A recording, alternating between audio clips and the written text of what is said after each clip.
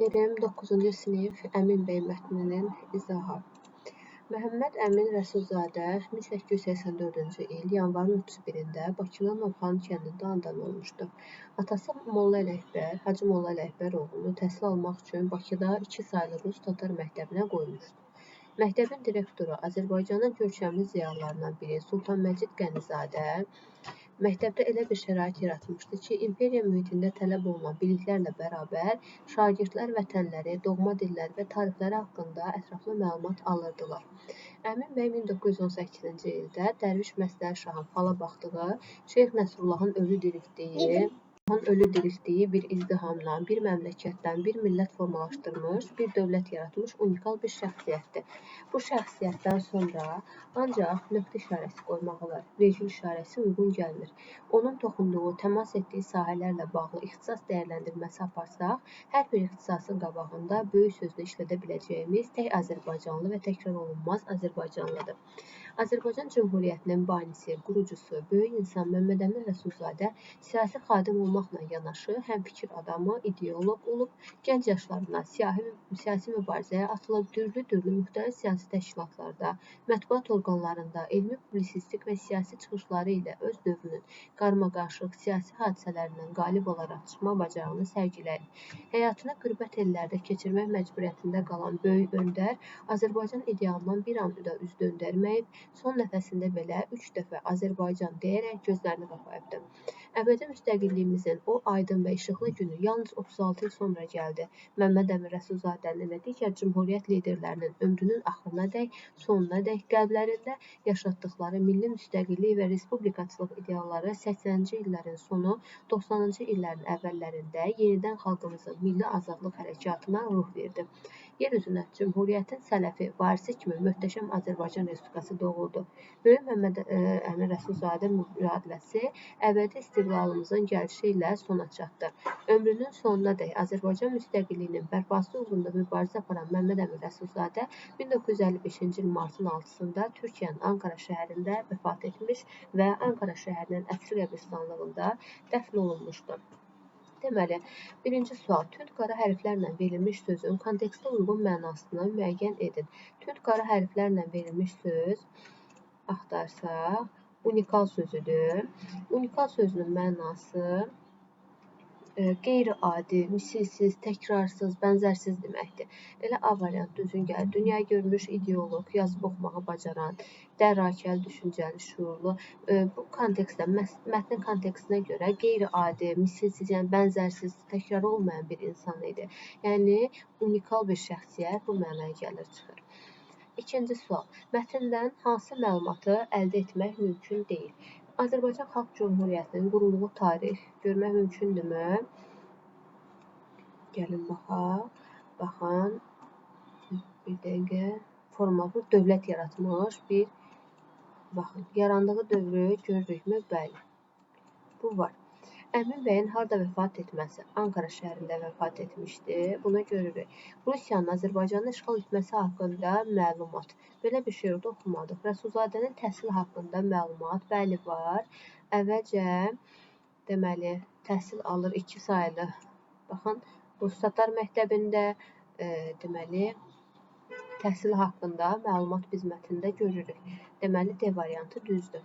Əmin bəyin fəaliyyəti haqqında məlumat əlbəttə biz gördük, amma C variantı ilə bağlı məlumat görmədik. Rəsulzadənin qəbrinin üstündə Ankara Bələdiyyəsi tərəfindən memorial ucaldılmışdı. Memorialın yanında Azərbaycan Respublikasının və Türkiyə Cümhuriyyətinin bayraqları dalğalanır cümləsini mətnin neçənci abzasına əlavə etmək doğru olardı. Gəlin baxaq. Deməli, bir də cümləyə baxırıq. Qəbrinin üstündə Ankara Bələdiyyəsi tərəfindən memorial ucaldılmışdı və bayraqlar dalğalanır. Biz bunu, baxın, abzas deyəndə bu olacaq birinci abzasımız, bura qədər. Bu ikinci abzasdır, baxın bu hissə. Bu 3, bu 4-cü abzas, ən sondakı isə 5-ci abzasdır. Deməli, biz abzasa cümləni qeyd eləmək üçün həmin Baxın, burada Türkiyənin, Ankaranın adı çəkilir. Deməli, həmin adların olduğu abzası əlavə eləyə bilərik. Və bu adları biz harda görürük? Türkiyənin Ankara şəhəri. Deməli, biz bura əlavə eləyə bilərik həmin 5-ci abzası olacaq. Abzası artıranda mütləq həmin o cümlədə olan hər hansı bir fikir özündən əvvəlki abzası öz yerini tapmalıdır. Və belə olduğu halda biz abzası onun sonuna əlavə edə bilərik. Deməli, 3-də olur C variantı.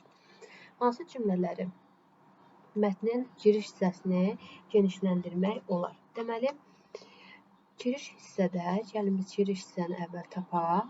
Deməli, ən asan yolu tapmanın. Baxın, birinci abzasımız bizim olacaq giriş hissə.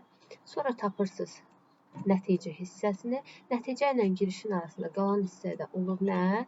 Əsas hissə olur. Giriş hissədə nədən danışılır? Yanvarın 31-də Novxanı kəndində anadan olması, təhsil alması, baxın, onun anadan olması və təhsil alması ilə bağlı fikirlər var. Biz yəni bu anadan olması ilə, təhsil alması ilə bağlı olan fikirləri biz bura yaza bilərik.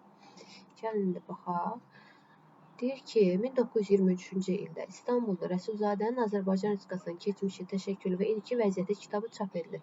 Bax, anadan olması ilə 1923 arasında gör nə qədər fərq var. Bunu ora qeyd edib genişləndirmək olarmı? Olmaz. 37-ci ildə hadisələrində Rəsulzadənin nəinki ailəsi, eyni zamanda əksər qohumları da həbs edildi, sürgünə göndərildi. Baxın, burada da anadan olması təhsili ilə bağlı olan bir fikir yoxdur. Mən bunu oraya artırıb genişləndirə bilmərəm. Artırsam əgər uyğunsuzluq yaranar. 1913-cü ildə Romanovlar sülaləsinin 300 illiyi ilə əlaqədar ümumi əfv elan olunur və Rəsulzadə vətənə qayıda bilir. Yenə bu fikirdə mən yaza bilmərəm. O daha sonra Bakı Texniki Məktəbində təhsilini davam etdirmişdi. Baxın, qeyd elədiyimiz kimi təhsillə bağlı, həyatı ilə bağlı olan, anadan olması ilə bağlı daha doğrusu. Yəni həyatının əsas ilk pillələrini giriş hissədə biz gördük. Deməli 4-ü biz ora əlavə eləyə bilərik, amma digərlərini yox. Hansı sözü qarşısında mötərizə daxilindəki sözlə əvəz etsək, mətnin məzmununa uyğun olmaz. Deməli, baxaq.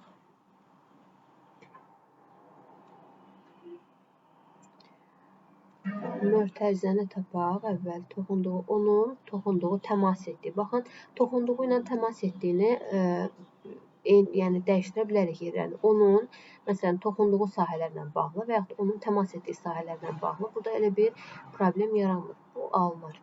Cümhuriyyətin banisi, qurucusu. Bani sözü də, qurucusu sözü də eyni mənalara gəlir. Bizə yəni istəyir ki, bu sözlər eyni mənaları ifadə etsin. Ona görə də banisi ilə qurucusu eyni mənanı gətirib çıxardığına görə burada da bir problem olmaz. Sonra növbəti mötərizə var burada. Ömrünün axırına dək, sonuna dək. Deməli, axırına dək, sonuna dək eyni mənanı verirmi? Verir. Deməli, sonuna dək, axıra dək uyğun gəldi. Növbəti sözümüzə baxırıq. Sələfi, yer üzünə Cümhuriyyətin sələfi, varisi kimi. Deməli, bax, burada sələf sözü ilə varis sözünün mənaları bir-biri ilə eynilik təşkil eləmir. Sələf deyəndə özündən əvvəl olan deməkdir. Yəni, özündən əvvəl var olan bir şey deməkdir. Varis amma özündən sonra kiməsə nəyisə həvalə eləyəcək. Yəni, varis olacaq, sonrakı adamdır. Sələf əvvəlki adamdır, varis amma sonrakı adamdır. Ona görə biz bunları eyni bir yerə qoya bilmərik. Deməli, bizim neçənci sual? 5-ci sualımızın cavabı sələfi sözü A variantı olacaq. 6. Üzərində rəqəm yazılmış sözlərlə bağlı uyğunluq hansı variantda pozulmuşdur? Baxaq indi. Üzərində rəqəm yazılmış hərfləri tapaq, sözləri tapaq. Aha, deməli, almaq sözü. Atası Hacı almaq sözü burada təhsil almaq. Oğlunu təhsil almaq üçün Bakıdan 2 saylı Rus-Tatar məktəbinə qoymuşdu. Təhsil almaq sözündəki almaq sözü məcazi mənadadır. Yəni, təhsili sən götürüb nədənsə almırsan. Yəni, bu məcazi mənalıdır. İkinci, rəqəm qoyulan sözü tapırıq. Deməli, bu qapayıbdır 3-dür. İkinci bundan əvvəl olmalıdır. Bir dəqiqə.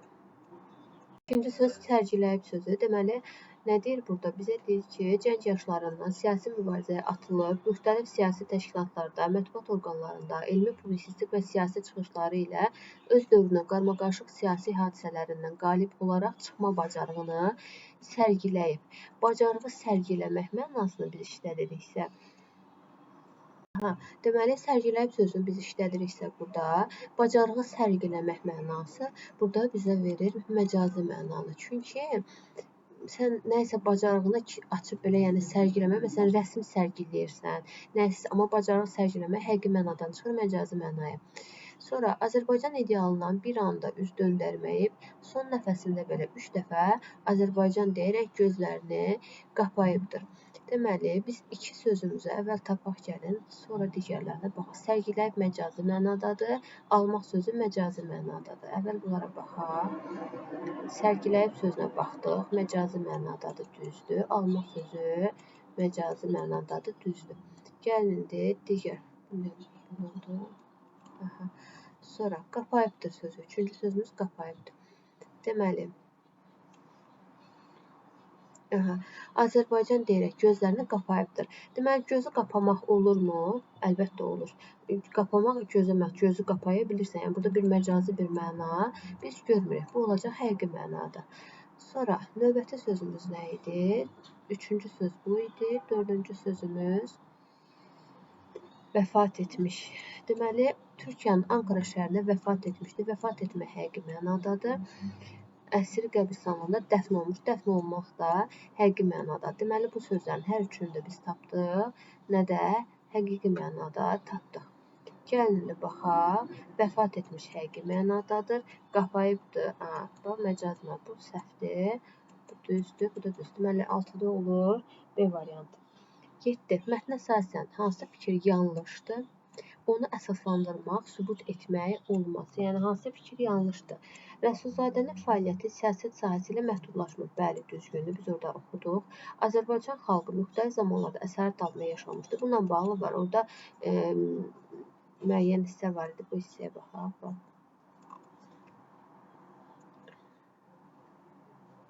Baxın, xalqımızın milli azadlıq hərəkatı. Yəni, biz buradan görürük ki, bizim azadlıq hərəkatı uğrunda çıxışlar olub. Ona görə də bilməliyik ki, müxtəlif zamanlarda əsarət altında yaşayıb deyənə hərəkat, milli azadlıq hərəkatı baş verib. Yoxsa azad olsaydı bütün zamanlarda niyə əsarət altında olmayan bir adam milli hərəkata qoşulsun, düzdürmü? Ona görə B-ni sübut eləmək olar. Rəsulzadə ölkəsindən kənarda yaşamaq məcburiyyətinə qalmışdı. Bəli, gördük, bu da var idi. Öndər çətin bir vəziyyətdə millət formasına nail olmuşdur. Bəli, doğrudur. Rəsulzadə 91-ci ildə qurduğu dövlət hələ də yaşamaqdadır. Bu mətnə əsasən yanlışdır və onu biz sübut eləyə bilmirik. Nəyə görə sübut eləyə bilmirik? Gəlin baxaq. Baxın, deyir ki, nə deyir bizə? Deyir ki,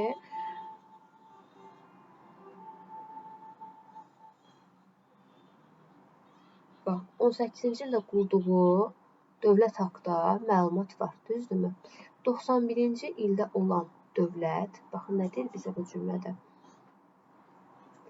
Deyir, Rəsulzadənin 91-ci ildə qurduğu dövlət. Axı, Rəsulzadə 91-ci ildə dövlət qurmayıb, 1955-də vəfat edib. Necə 91-ci ildə dövlət qura bilər?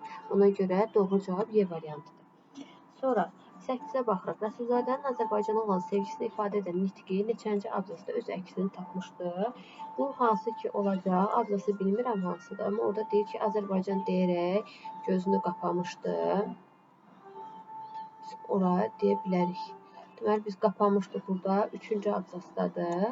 Azərbaycan olan sevgisini biz həmin hissədə 3-cü abzasda görürük. Tarixdə iz qoymuş şəxslərin adlarının əbədiləşdirilməsi üçün müəyyən tədbirlər həyata keçirilir. Rəsulzadənin adını əbədiləşdirilməsi üçün hansı işləri görmək olar? Ən azı 2 doğru təşrif yazın. Məsələn, Məmməd Əmin Rəsulzadənin adına ilkin və tarixdə deməli iz qoymuş şəxsləri əbədiləşdirmək üçün 2 doğru təklif qoysaq, deyə bilərik ki, məsələn, Məmməd Əmin Rəsulzadənin adına hər hansı bir küçənin salınması və yaxud da onun adına hər hansı bir parkın salınması və yaxud da rayon şəhər salınması, təltif ordenlərin hazırlanması, nə bilim, başqa nə ola bilər? Onun adı üçün tutaq hər hansı bir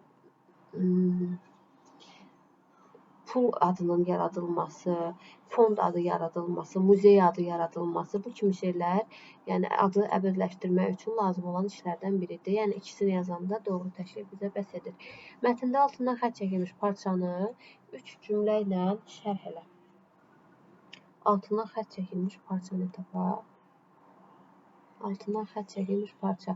Bu şəxsiyyətdən sonra ancaq nöqtə işarəsi qoymaq olar.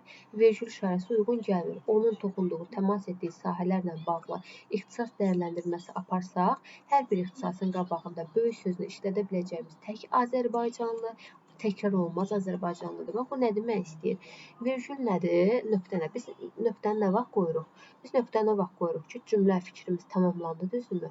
O orada bitdi. Nöqtə qoyulur. Amma vergül sadalanırsa, məsələn, gözəl, ağıllı, eyni mənaları ifadə edir və bu eyni şeyin davamlı olaraq ard-arda gəldiyini göstərir vergül qoyanda. Biz ardıcıllığın arasında qoyuruq, düzdürmü? Və bizə o mənanı çatdırır. Yəni, bu şəxsiyyətin olduğu sahələrə, yəni onun gördüyü işlərdən sonra yalnız nöqtə qoya bilərik. Yəni, o deməkdir ki, bu insan o qədər təkrar olunmaz, o qədər əvəz olunmaz bir insan olmuşdu ki, yəni bu insanın gördüyü işlərin ardınca ikinci bir adamı biz ora əlavə edə bilmərik. Yəni o hansı sahədə iş görübsə, həmin sahədə yeganə ideal insan olub. Yəni onun bir davamçısı, təkrarı olmur. Ona görə də biz onun ardınca ancaq nöqtə işarəsi qoya bilərik. Yəni vergül onun davamçısı kimi birini qoya bilmərik. Bu mənanı verən cümlədir. Baxın, bu cümlə o mənanı verir. Deməli belə. 10-cu sualın da cavabını qeyd etdik. 3 cümlə ilə şərhləsək, elə mən dediyim məzmunda 3 cümlənin yazılması doğrudur. Belə, bəyənməyi, paylaşmayı və abunə olmağı unutmayın.